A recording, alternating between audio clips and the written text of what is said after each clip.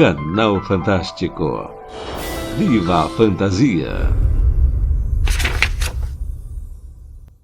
Canal Fantástico. Audiolivro Dom Casmurro. Pasta 5. Capítulo 34. Sou homem. Ouvimos passos no corredor. Era Dona Fortunata. Capitu compôs-se depressa, tão depressa, que quando a mãe apontou a porta, ela abanava a cabeça e ria. Nenhum laivo amarelo, nenhuma contração de acanhamento, um riso espontâneo e claro, que ela explicou com estas palavras alegres. Mamãe, olhe como esse senhor cabeleireiro me penteou. Pediu-me para acabar o penteado e fez isto. Veja que tranças. Que tem? Acudiu a mãe transbordando de benevolência. Está muito bom. Ninguém dirá que é de pessoa que não sabe pentear. O que, mamãe? Isto? Redarguiu Capitu desfazendo as tranças. Ora, mamãe. E com um enfadamento gracioso e voluntário que às vezes tinha, pegou do pente e alisou os cabelos para renovar o penteado. Dona Fortunata chamou-lhe tonta e disse-me que não fizesse caso, não era nada, maluquices da filha. Olhava com ternura para mim e para ela. Depois pareceu-me que desconfiou. Vendo-me calado, enfiado, cosido à parede, achou talvez que houvera entre nós algo mais que penteado e sorriu por dissimulação. Como se eu quisesse falar também para disfarçar o meu estado, chamei algumas palavras cá de dentro e elas acudiram de pronto, mas de atropelo, e encheram-me a boca sem poder sair nenhuma. O beijo de Capitu fechava-me os lábios. Uma exclamação, um simples artigo, por mais que investissem com força, não logravam romper de dentro. E todas as palavras recolheram-se ao coração, murmurando: eis aqui um que não fará grande carreira no mundo, por menos que as emoções o dominem. Assim, apanhados pela mãe, éramos dois e contrários, ela encobrindo com a palavra o que eu publicava pelo silêncio. Dona Fortunata tirou-me daquela hesitação, dizendo que minha mãe me mandara chamar para a lição de latim. O padre Cabral estava à minha espera. Era uma saída. Despedi-me e enfiei pelo corredor. Andando, ouvi que a mãe censurava as maneiras da filha, mas a filha não dizia nada. Corri ao meu quarto, peguei dos livros, mas não passei a sala da lição. Sentei-me na cama, recordando o penteado e o resto.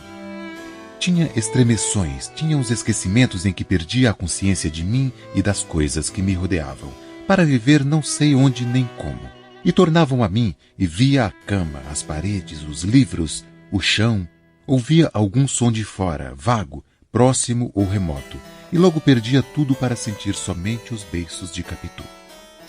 Sentia-os estirados embaixo dos meus, igualmente esticados para os dela, e unindo-se uns aos outros. De repente, sem querer, sem pensar, saiu-me da boca esta palavra de orgulho. Sou homem!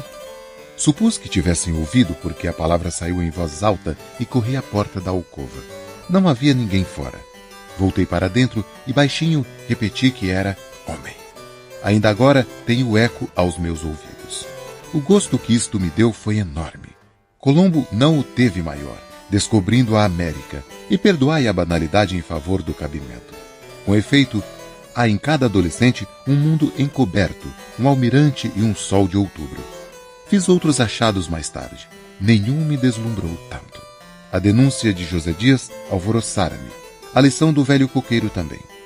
A vista dos nossos nomes abertos por ela no muro do quintal deu-me grande abalo, como vistes.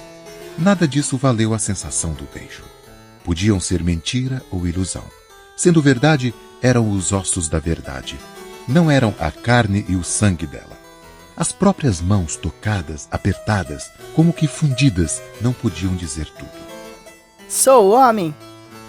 Quando repeti isto pela terceira vez, pensei no seminário, mas como se pensa em perigo que passou, um mal abortado, um pesadelo extinto.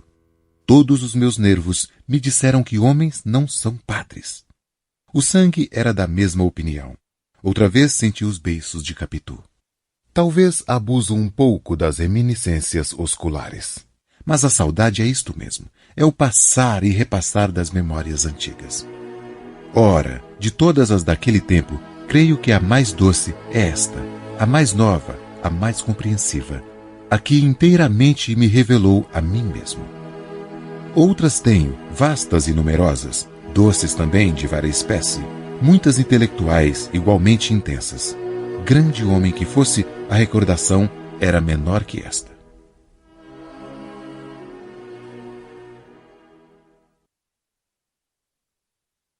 Capítulo 35. O protonotário apostólico. Enfim peguei dos livros e corri à lição. Não corri precisamente. A meio caminho parei, advertindo que devia ser muito tarde e podiam ler-me no semblante alguma coisa. Tive ideia de mentir, alegar uma vertigem que me houvesse deitado ao chão. Mas o susto que causaria a minha mãe fez-me rejeitá-la. Pensei em prometer algumas dezenas de Padre Nossos. Tinha, porém, outra promessa em aberto e outro favor pendente. Não, vamos ver. Fui andando, ouvi vozes alegres, conversavam ruidosamente. Quando entrei na sala, ninguém ralhou comigo. Padre Cabral recebera na véspera um recado do internúncio. Foi ter com ele e soube que, por decreto pontifício, acabava de ser nomeado protonotário apostólico. Esta distinção do Papa dera-lhe grande contentamento e a todos os nossos.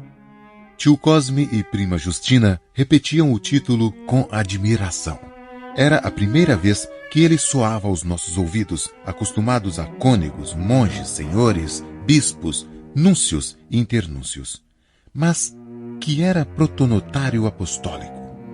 O padre Cabral explicou que não era propriamente o cargo da cúria, mas as honras dele. Tio Cosme viu exalçar-se no parceiro de Voltarete e repetia: Protonotário apostólico. E voltando-se para mim: Prepara-te, Bentinho, tu podes vir a ser um protonotário apostólico. Cabral ouvia com gosto a repetição do título. Estava em pé, dava alguns passos, sorria ou tamborilava na tampa da bolseta. O tamanho do título como que lhe dobrava a magnificência, posto que para ligá-lo ao nome era demasiado comprido. Esta segunda reflexão foi tio Cosme que a fez. Padre Cabral acudiu que não era preciso dizê-lo todo, bastava que lhe chamassem o protonotário Cabral. Subtendia-se apostólico. Protonotário Cabral. Sim, tem razão, protonotário Cabral. Mas, senhor protonotário, Acudiu prima Justina para se ir acostumando ao uso do título. isso obriga a ir a Roma? Não, dona Justina. Não, só as honras. Observou minha mãe. Agora não impede. Disse Cabral, que continuava a refletir. Não impede que nos casos de maior formalidade, atos públicos, cartas de cerimônia, etc., se empregue o título inteiro, protonotário apostólico. No uso comum, basta protonotário. Justamente. Assentiram todos. José Dias, que entrou pouco depois de mim, aplaudiu a distinção e recordou a propósito os primeiros atos políticos de Pio IX. Grandes esperanças da Itália. Mas ninguém pegou do assunto. O principal da hora e do lugar era o meu velho mestre de latim.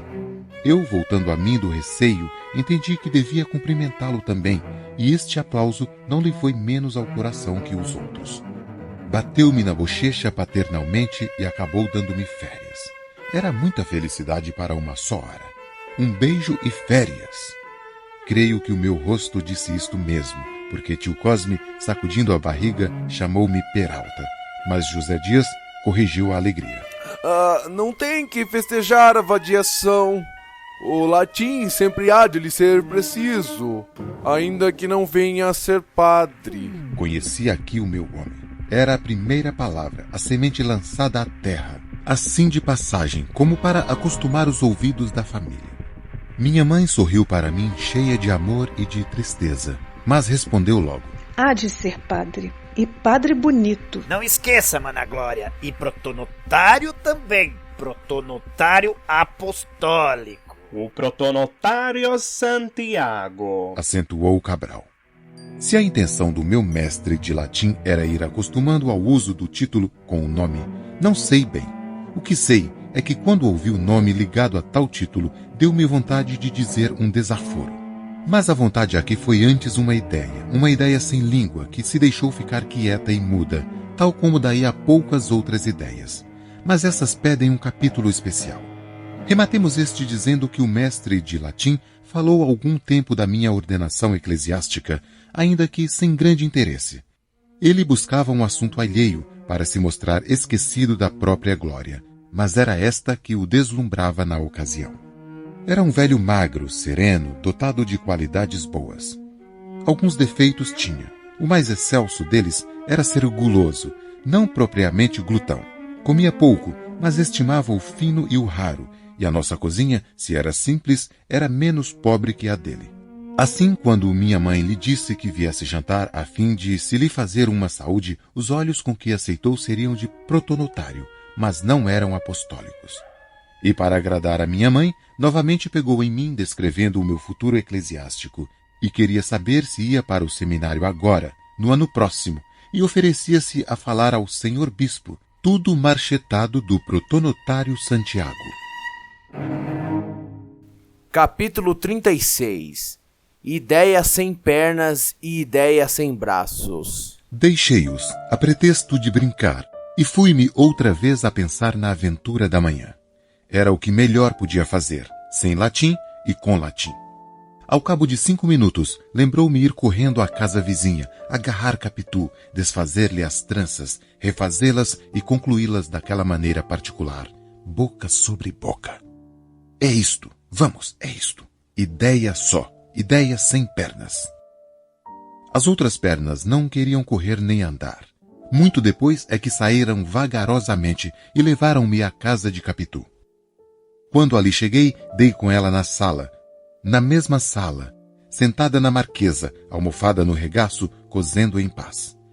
Não me olhou de rosto, mas a furto e a medo, ou, se preferes a fraseologia do arregado, oblíqua e dissimulada. As mãos pararam, depois de encravada a agulha no pano. Eu, do outro oposto da mesa, não sabia que fizesse, e outra vez me fugiram as palavras que trazia. Assim gastamos alguns minutos compridos, até que ela deixou inteiramente a costura, ergueu-se e esperou-me. Fui ter com ela, e perguntei se a mãe havia dito alguma coisa. Respondeu-me que não. A boca com que respondeu era tal que cuido haver-me provocado um gesto de aproximação. Certo é que Capitu recuou um pouco. Era a ocasião de pegá-la, puxá-la, beijá-la. Ideia só, ideia sem braços. Os meus ficaram caídos e mortos. Não conhecia nada da escritura. Se conhecesse, é provável que o espírito de Satanás me fizesse dar à língua mítica do cântico um sentido direto e natural. Então obedeceria ao primeiro versículo. Aplique ele os lábios, dando-me o ósculo da sua boca. E pelo que respeita aos braços, que tinhas inertes, bastaria cumprir o versículo 6º do capítulo 2º. A sua mão esquerda se pôs já debaixo da minha cabeça, e a sua mão direita me abraçará depois. Vedes aí a cronologia dos gestos. Era só executá-la. Mas ainda que eu conhecesse o texto, as atitudes de Capitu eram agora tão retraídas que não sei se não continuaria parado. Foi ela, entretanto, que me tirou daquela situação. Capítulo 37. A alma é cheia de mistérios. Padre Cabral estava esperando há muito tempo? Hoje não dei lição. Tive férias. Expliquei-lhe o motivo das férias. Contei-lhe também que o padre Cabral falara da minha entrada no seminário, apoiando a resolução de minha mãe, e disse dele coisas feias e duras. Capitu refletiu algum tempo e acabou perguntando-me se podia ir cumprimentar o padre à tarde em minha casa. Pode, mas pra quê? Papai naturalmente há de querer ir também, mas é melhor que ele vá à casa do padre. É mais bonito. Eu não, que já sou meia moça. Concluiu rindo. O riso animou-me. As palavras pareciam ser uma troça consigo mesma, uma vez que desde manhã era mulher, como eu era homem. Achei-lhe graça e, para dizer tudo, quis provar-lhe que era moça inteira. Peguei-lhe levemente na mão direita, depois na esquerda, e fiquei assim pasmado e trêmulo. Era a ideia com mãos. Quis puxar as de Capitu para obrigá-la a vir atrás delas, mas ainda agora a ação não respondeu à intenção. Contudo, achei-me forte e atrevido. Não imitava ninguém. Não vivia com rapazes que me ensinassem anedotas de amor. Não conhecia a violação de Lucrécia. Dos romanos, apenas sabia que falavam pela artinha do padre Pereira, e eram patrícios de Pôncio Pilatos. Não nego que o final do penteado da manhã era um grande passo no caminho da movimentação amorosa, mas o gesto de então foi justamente o contrário deste. De manhã, ela derreou a cabeça, agora fugia-me. Nem é só nisso que os lances diferiam. Em outro ponto, parecendo haver repetição, houve contraste. Penso que ameacei puxá-la a mim. Não juro começar a estar tão alvoroçado que não pude ter toda a consciência dos meus atos. Mas concluo que sim, porque ela recuou e quis tirar as mãos das minhas. Depois, talvez por não poder recuar mais, colocou um dos pés adiante e o outro atrás, e fugiu com o busto. Foi esse gesto que me obrigou a reter-lhe as mãos com força.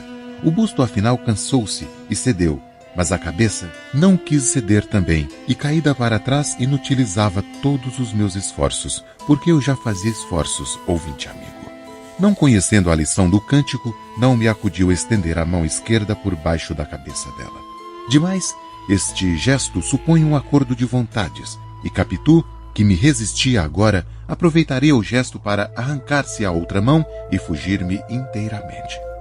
Ficamos naquela luta sem estrépito, porque apesar do ataque e da defesa, não perdíamos a cautela necessária para não sermos ouvidos lá de dentro. A alma é cheia de mistérios. Agora sei que a puxava. A cabeça continuou a recuar até que cansou. Mas então foi a vez da boca. A boca de Capitu iniciou um movimento inverso, relativamente à minha, indo para um lado, quando eu a buscava do outro oposto. Naquele desencontro estivemos, sem que ousasse um pouco mais, e bastaria um pouco mais. Nisto ouvimos bater à porta e falar no corredor. Era o pai de Capitu que voltava da repartição um pouco mais cedo, como usava às vezes. Abre, Nanata! Capitu, abre! Aparentemente era o mesmo lance da manhã, quando a mãe deu conosco, mas só aparentemente. Em verdade, era outro. Considerai que de manhã tudo estava acabado, e o passo de Dona Fortunata foi um aviso para que nos compuséssemos. Agora lutávamos com as mãos presas e nada estava sequer começado. Ouvimos o ferrolho da porta que dava para o corredor interno. Era a mãe que abria. Eu, uma vez que confesso tudo, digo aqui que não tive tempo de soltar as mãos da minha amiga. Pensei nisso, cheguei a tentá-lo, mas Capitu, antes que o pai acabasse de entrar, fez o gesto inesperado, pousou a boca na minha boca e deu de vontade o que estava a recusar à força. Repito, a alma é cheia de mistérios. Capítulo 38. Que susto, meu Deus! Quando Pádua, vindo do interior, entrou na sala de visitas, Capitu, em pé de costas para mim, inclinada sobre a costura, como a recolhê-la, perguntava em voz alta. Mas, Bentinho, que é protonatário apostólico? Ora, vivam! Exclamou o pai. Que susto, meu Deus! Agora é que o lance é o mesmo. Mas se conto aqui tais quais os 2 lances de há 40 anos, é para mostrar que Capitu não se dominava só em presença da mãe. O pai não lhe meteu mais medo. No meio de uma situação que me atava a língua, usava da palavra com a maior ingenuidade deste mundo. A minha persuasão é que o coração não lhe batia mais nem menos. Alegou susto e deu à cara um ar meio enfiado. Mas eu, que sabia tudo, vi que era mentira e fiquei com inveja. Foi logo falar ao pai, que apertou a minha mão e quis saber por que a filha falava em protonotário apostólico. Capitu repetiu-lhe o que ouvira de mim e opinou logo que o pai devia ir cumprimentar o padre em casa dele. Ela iria à minha. E coligindo os petrechos da costura, enfiou pelo corredor, bradando infantilmente. Mamãe, jantar! Papai chegou! Capítulo 39. A vocação. Padre Cabral estava naquela primeira hora das honras em que as mínimas congratulações valem por odes. Tempo chega em que os dignificados recebem os louvores como um tributo usual, cara morta, sem agradecimentos. O alvoroço da primeira hora é melhor. Esse estado de alma, que vê na inclinação do arbusto tocado do vento, um parabéns da flora universal, traz sensações mais íntimas e finas que qualquer outro. Cabral ouviu as palavras de Capitu com infinito prazer. Obrigado, Capitu, muito obrigado. Estimo que você goste também. Papai está bom? E mamãe? A você não se pergunta, essa cara é mesmo de quem vem de saúde. E como vamos de rezas? A todas as perguntas, Capitu ia respondendo prontamente e bem. Trazia um vestidinho melhor e os sapatos de sair. Não entrou com a familiaridade do costume, deteve-se um instante à porta da sala, antes de ir beijar a mão da minha mãe e ao padre. Como desse a este 2 vezes em 5 minutos o título de protonotário, José Dias, para se desforrar da concorrência, fez um pequeno discurso em honra ao coração paternal e augustíssimo de Pio IX. Você é um grande prosa, disse tio Cosme quando ele acabou. José Dias sorriu sem vexame. Padre Cabral confirmou os louvores do agregado, sem os seus superlativos. Ao que este acrescentou que o cardeal Mastai evidentemente fora talhado para a tiara desde o princípio dos tempos. E, piscando-me o olho, concluiu: a vocação é tudo. O estado eclesiástico é perfeitíssimo, contanto que o sacerdote já venha destinado do berço. E falo de vocação sincera e real. Um jovem pode muito bem dedicar-se às letras humanas, que também são úteis e honradas. Padre Cabral retorquia: a vocação é muito, mas o poder de Deus é soberano.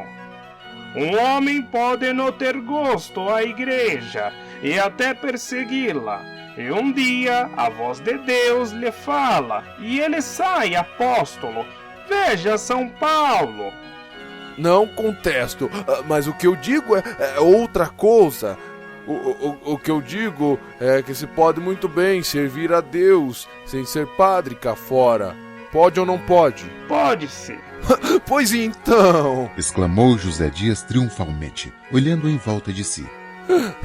Sem vocação é que não há bom padre. E como em qualquer profissão liberal, se serve a Deus como todos devemos. Perfeitamente, mas a vocação não é só do berço que se traz. Homem, é a melhor. Um moço sem gosto nenhum à vida eclesiástica pode acabar por ser muito bom padre. Tudo é que Deus o determine. Não me quero dar por modelo, mas aqui estou eu que nasci com a vocação da medicina. Meu padrinho, que era coadjutor de Santa Rita, teimou com meu pai para que me metesse no seminário. Meu pai cedeu, pois, senhor, tomei tal gosto aos estudos e à companhia dos padres que acabei ordenando-me. Mas suponha que não acontecia assim, e que eu não mudava de vocação. O que é que acontecia?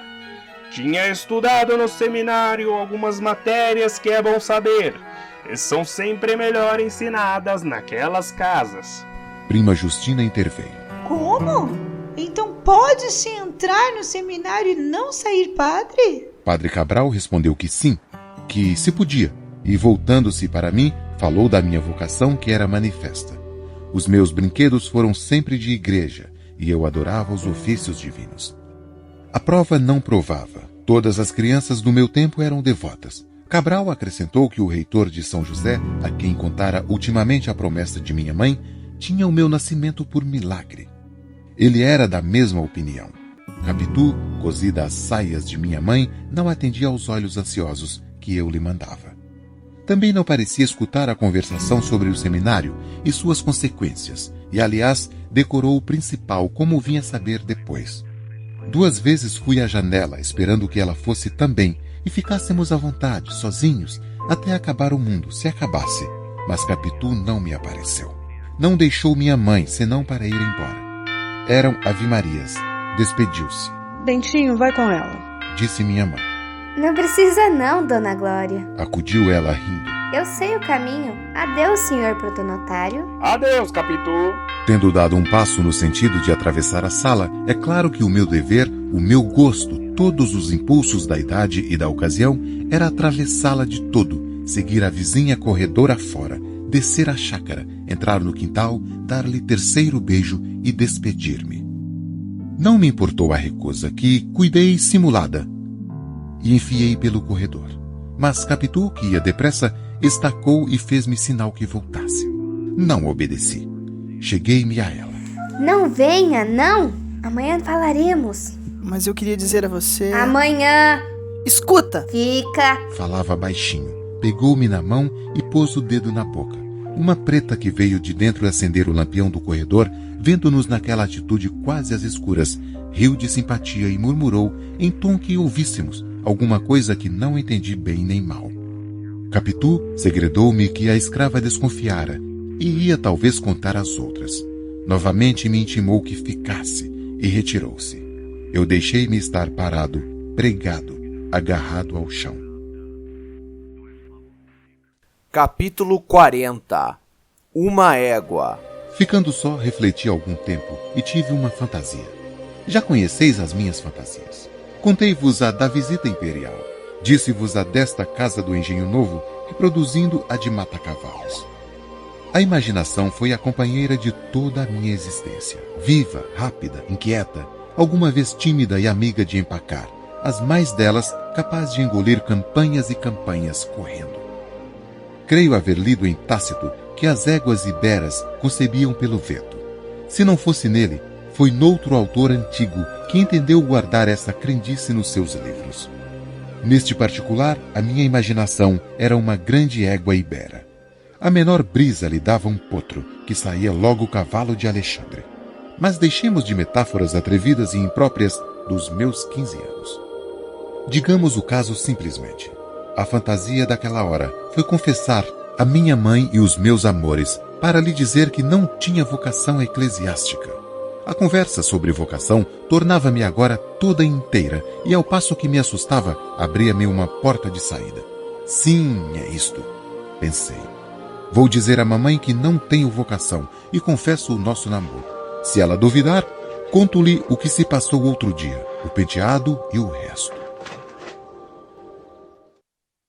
Capítulo 41. A audiência secreta. O resto fez-me ficar algum tempo no corredor pensando. Vi entrar o doutor João da Costa e preparou-se logo o voltarete do costume.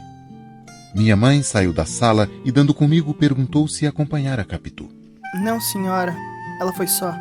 E quase investindo para ela. Mamãe, eu queria dizer-lhe uma coisa. Que é? Toda assustada, quis saber o que é que me doía, se a cabeça, se o peito, se o estômago, e apalpava-me a testa para ver se tinha febre. Não tenho nada não, senhora. Mas então, que é? É uma coisa, mamãe. Mas escute. Olhe, é melhor depois do chá. Logo. Não é nada mal. Mamãe assusta-se por tudo, não é coisa de cuidado. Não é a moléstia? Não, senhora. É, isso é volta de constipação. Disfarças para não tomar suadouro, mas tu estás constipado. Conhece-se pela voz. Tentei rir, para mostrar que não tinha nada, nem por isso permitiu adiar a confidência. Pegou em mim, levou-me ao quarto dela, acendeu a vela e ordenou-me que lhe dissesse tudo. Então eu perguntei-lhe para principiar, quando é que ia para o seminário? Agora só para 1 ano, depois das férias. Vou... para ficar? Como ficar? Não volto para casa? Não, não. Voltas aos sábados e nas férias. É melhor. Quando te ordenares padre, aí vens morar comigo. Enxuguei os olhos e o nariz. Ela afagou-me, depois quis repreender-me, mas creio que a voz lhe tremia e parecia-me que tinha os olhos úmidos. Disse-lhe que também sentia a nossa separação. Negou que fosse separação. Era só alguma ausência, por causa dos estudos, só os primeiros dias. Em pouco tempo, eu me acostumaria aos companheiros e aos mestres, e acabaria gostando de viver com eles. Eu só gosto de mamãe. Não houve cálculo nesta palavra, mas estimei dizê-la, por fazer crer que ela era a minha única afeição. Desviava as suspeitas de cima de Capitu. Quantas intenções viciosas há assim que embarcam a meio caminho numa frase inocente e pura. Chega a fazer suspeitar que a mentira é muitas vezes tão involuntária como a transpiração. Por outro lado, ouvinte amigo, nota que eu queria desviar as suspeitas de cima de Capitu quando havia chamado minha mãe justamente para confirmá-las. Mas as contradições são deste mundo. A verdade é que minha mãe era cândida como a primeira aurora, anterior ao primeiro pecado. Nem por simples intuição era capaz de deduzir uma coisa de outra, isto é, não concluiria da minha repentina oposição que eu andasse em segredinhos com Capitu, como lhe dissera José Dias. Calou-se durante alguns instantes. Depois replicou-me sem imposição nem autoridade, o que me veio animando a resistência. Daí, o falar-lhe na vocação que se discutira naquela tarde, é que eu confessei não sentir em mim. Mas tu gostavas tanto de ser padre, disse ela. Não te lembra que até pedias para ir ver sair os seminaristas de São José com as suas batinas? Em casa, quando José Dias te chamava de reverendíssimo, tu rias com tanto gosto. Como é que agora... Não creio, não, Bentinho. E depois, vocação? Mas a vocação vem com costume. Continuou repetindo as reflexões que ouvira ao meu professor de latim. Como eu buscasse contestá-la, repreendeu-me sem aspereza, mas com alguma força, e eu tornei ao filho submisso que era. Depois, ainda falou gravemente e longamente sobre a promessa que fizera. Não me disse as circunstâncias, nem a ocasião, nem os motivos dela, coisas que só vinha saber mais tarde. Afirmou o principal, isto é, que a havia de cumprir em pagamento a Deus. Bentinho, Nosso Senhor me acudiu salvando tua existência. Não hei de lhe faltar ou mentir. São coisas que não se fazem sem pecado. E Deus, que é grande e poderoso, não me deixaria assim. Não, Bentinho, eu sei que seria castigada e bem castigada. Ser padre é bom, é santo. Você conhece muitos, como o padre Cabral, que vive tão feliz com a irmã. Um tio meu também foi padre e escapou de ser bispo, dizem. Deixa de manha, Bentinho. Creio que os olhos que lhe deitei foram tão queixosos que ela emendou logo a palavra. Manha, não podia ser manha.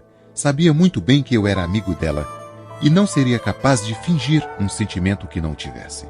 Moleza é o que queria dizer.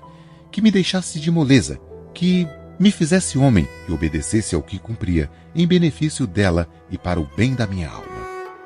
Todas as coisas e outras foram ditas um pouco atropeladamente, e a voz não lhe saía clara, mas velada e esganada. Vi que a emoção dela era outra vez grande, mas não recusava dos seus propósitos, e aventurei-me a perguntar-lhe. E se mamãe pedisse a Deus que a dispensasse da promessa? Não peço. Estás tonto, Bentinho. E como havia de saber que Deus me dispensava? Talvez em sonho. Eu sonho às vezes com anjos e santos. Também eu, meu filho. Mas é inútil. Vamos, é tarde. Vamos para a sala. Está entendido. No 1º ou no 2º mês do ano que vem, irás para o seminário. O que eu quero é que saibas bem os livros que estás estudando. E é bonito, não só para ti, como para o padre Cabral. No seminário há interesse em conhecer-te, porque o padre Cabral fala de ti com entusiasmo. Caminhou até a porta, saímos ambos. Antes de sair, voltou-se para mim e quase a vi saltar-me ao colo e dizer-me que não seria padre. Este era já o seu desejo íntimo. À proporção que se aproximava o tempo.